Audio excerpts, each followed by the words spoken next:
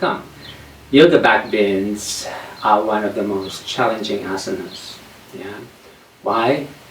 Structurally, the alignment is actually simple. Yeah. However, the challenge comes from the discomfort and then sometimes the pain it brings to the body, especially if you force the body to do it. Our backbend should be tackled towards the latter stages of the practice when the bandhas are strong already. Alright? And to cultivate the bandhas, you need to cultivate it in a way that the elements agree to the nature, which is predominantly flexing.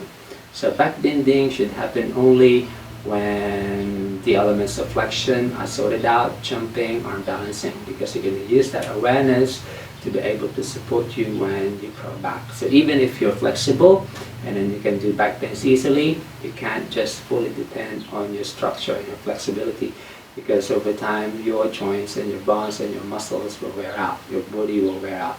And to be able for us to continue backbending for many years, we need to sort it out and we need to move it from the inside.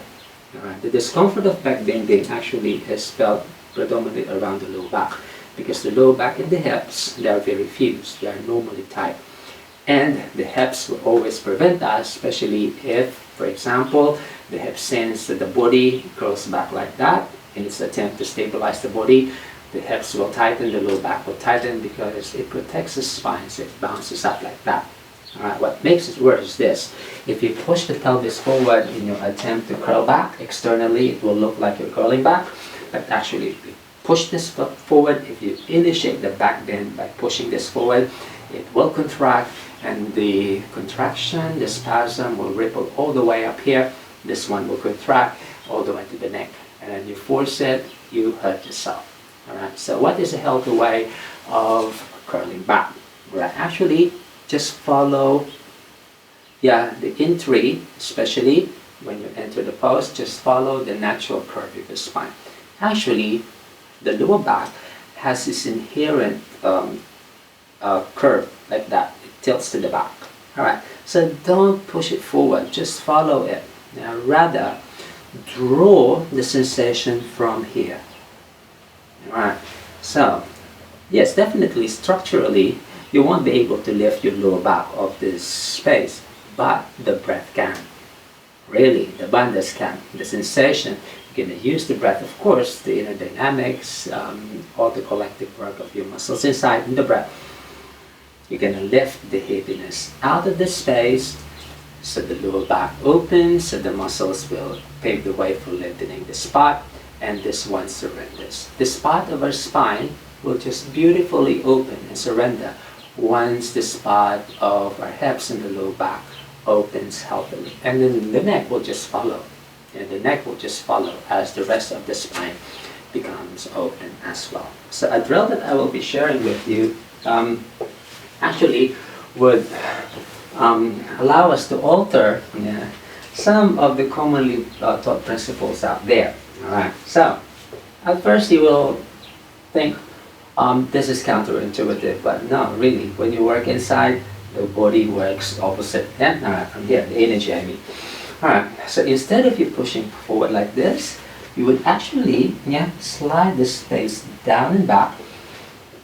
So externally, the tail will slide back a bit. Good. But you're going to inhale the space up. Yeah. The structure now, is foundation. Actually, it's foundation. Yeah.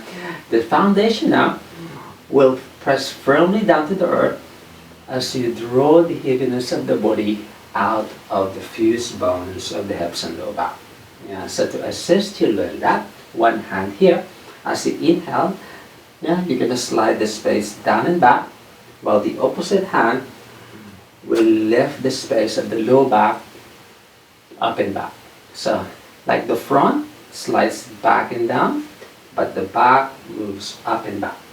Right. And in that way, you actually draw the sensation from here, and the spot of your body opens. The frontal plane opens without you pushing the pelvis forward. The hips will just go forward naturally when the rest of the upper back curls slightly behind you. Alright, so we're going to apply that in the position called the Ustrasana, or the camel. Alright, so create the initial space, exhale, breathing in, see, don't push it, hang to the vertical. Alright, one hand in front, the other hand behind. As you inhale, slide the front side down and back, and the back side up and back. So inhale. Right, and then exhale, breathing in. See, it will just open naturally. Exhale, loosen, breathing in. And when you feel this open, the lower back opens. Slide the belly down and back as you breathe the energy up and back. And then place your hands behind. Good, no pain, very open, alright. Now, let's try to initiate the back bend by pushing the pelvis forward, yeah? It gets short inside, yeah? Because when you push the pelvis forward, naturally, your hips will scoop under. And when your hips scoop under, you're actually doing a flexion rather than extension. So you want to drop the vertical, like you're rolling the spine inside, and then up, right? And then from there, let the shoulders open too, neck, and hands to the ground. Actually, the knees would be the secondary foundation. Right? And then, when you gain efficiency with this, well, when this becomes light already, and you can already access the breath only to move the heaviness of the lower back out of the fused bones of the hips, you can now try to do the variation of the Kapotasana. We won't be doing the full Kapotasana, rather we will just be placing our hands down our toes behind us. Alright, so set up. And exhale, create the space first. And then you're going to use an openness to draw up. Inhale, exhale. Alright, breathing in. This one forward, the mid spine forward and up, but the hips remain back and down. Good. Even this would have to move away. Good. So as this one, as the lower spine or the front of the belly presses down and back, you're going to move and suspend the upper back forward and up. Like you're actually hanging. While the foundation, the breath I mean, and some of the foundation of the knees will do the work of rooting us down to make room for the breath to hang high. Good. And then from there, good. Hang. And you're going to place your hands behind you. Alright. And you might adjust a bit. We're not perfectly balanced. One hip is normally tighter. Good. You may walk the knees a bit. Applying the principle. As we inhale, we're going to slide this down and back. As the lower back moves up and back, and the rest of your upper spine opens and hangs behind you. Good. And then stay. As you inhale, down and back, forward and up. And then you will feel now that the upper spine will just naturally open. Adjust. Alright, to come up, same, breathing in. Inhale. Good. And exhale, just reset the hips back to their original form. Alright, and then, deep stretch, but no pain. Deep stretch. And the front's really supposed to, you can actually feel it, The core inside really works for us to support the lower spine because the muscles in the breath actually creates the brace to lift the heaviness of our lower back. Now, the last is, of course, we're going to try now the Kapotasana. Alright, but applying the same principle. Alright, loosen a bit. Exhale. Good. Breathing in.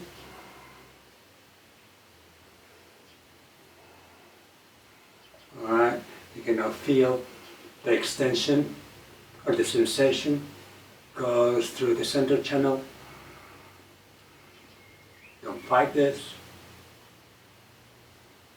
Even the exhalation, you may want to hang up a bit. Yeah, you may want to adjust the knees. Breathing in. Alright, keep this down and back. Forward and up. And place your hands down the heels behind you. And then you may stop here a moment. Just create more room for the upper spine to open. Shoulders to breathe. Yep. And then before you descend, apply the principle again. Hang. Press down and back as you inhale. Move the upper spine up and back. Good. And just place your elbows to the ground behind you. And exhale. And then, no pain. Very open. The lungs can breathe.